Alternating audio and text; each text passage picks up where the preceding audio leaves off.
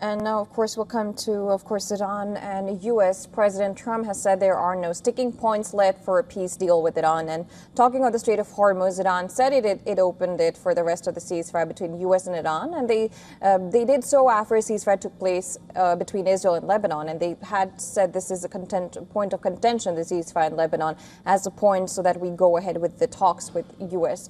First of all, how do you see these differences coming from U.S. Trump statement saying that we are near a peace deal, while Iran is like there are still differences?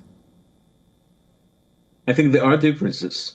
I think it's if I have to tell you to whom I believe, whether it's Khalidaf from Iran or President Trump, I believe more to Khalidaf in the sense that there are a number of issues which have not been decided. There is agreement or there is approachment towards agreement, but it's far from a real agreement, from a decisive agreement.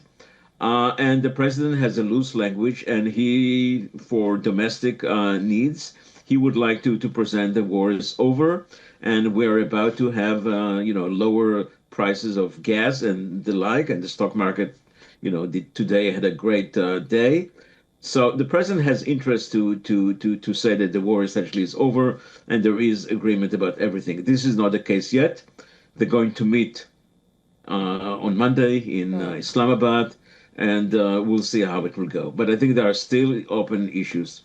And of course, one of the open issues are the nuclear enrichment, which of course would be Indeed. a topic on Monday. Now, President Trump Indeed. has said that U.S. and Iran would jointly remove Iran's enriched uranium. And as you did say, of course, he has to talk to the home crowd to convince them that we're near a deal for political reasons. But now Iran has said that its stockpile would not be transferred anywhere. And the nuclear issue was a point of contention even before the 12-day war in June last year, which is why the United States and Israel started this whole war in Iran. Do you think there is any possibility of this issue being resolved, as Trump claims, in the talks to come?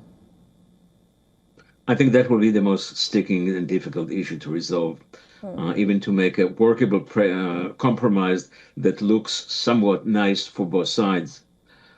I think it's a very big principle for Iran not to transfer the uranium from Iranian soil. Whether you can have some kind of exterritorial facility, which the uranium will be there and it will be diluted. Whether that will be satisfied, it's not obvious. I think the recovery of that uranium is not going to be straightforward. It's not that simple.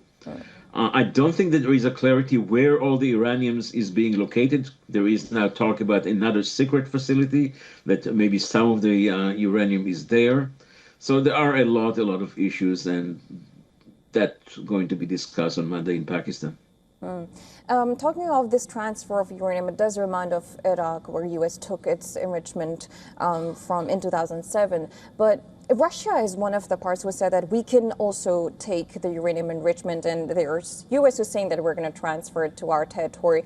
At this point in time, what looks viable for Iran to go with? Keep it or give it to Russia or U.S.? What do you think would be the likely solution for it?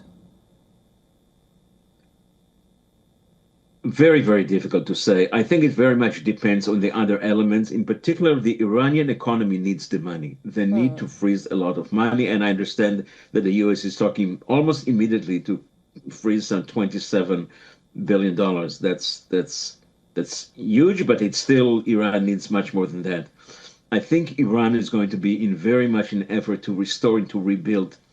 And they may make some kind of compromise on the uranium in that context. So maybe some elements of that would be removed from Iran temporarily, or maybe it would be some kind of, as I mentioned, exterritorial legal arrangement that it would be Iranian territory, but elsewhere. I don't know. Lawyers can work on that. But it's a very important principle for Iran, and I don't see them easily giving up on this one.